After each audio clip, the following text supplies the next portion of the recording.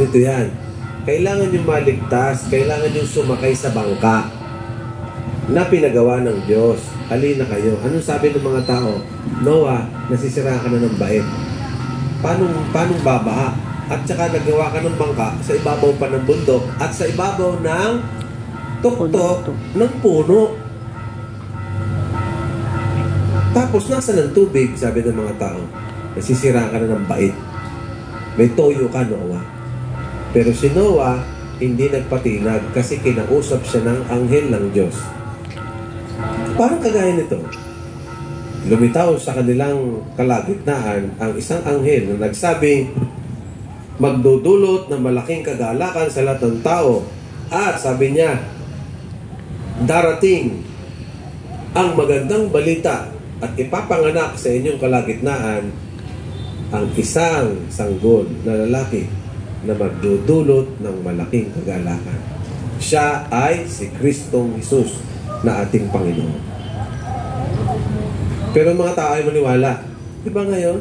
Pag ay ng Bible study, may mga toyo na kayo, Bible study.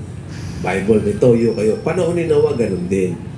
Kasi si Noah lamang ang matinong tao nung panahon na yun. Siya lamang ang makadiyos. Lahat hindi na makadiyos. Nagsisiping lahat kahit sinong siping. Parang ang hayop.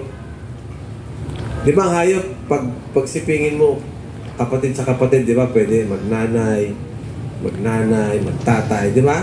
Hayop ganun na. Oo. Kaya nagiging asal hayop na noon, pati hanggang ngayon. Kaya malapit na dumating ang puot ng Diyos.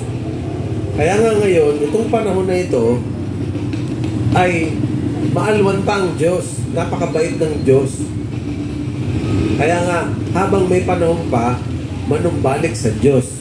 Kasi pagka bumalik ang Diyos, at nakita mo kung kailan babalik, sasabihin mo, Panginoon, magsisisi ako, wala na. Kasi tapos na yung panahon ng pinag-intay natin. Ilang daan libong taon na.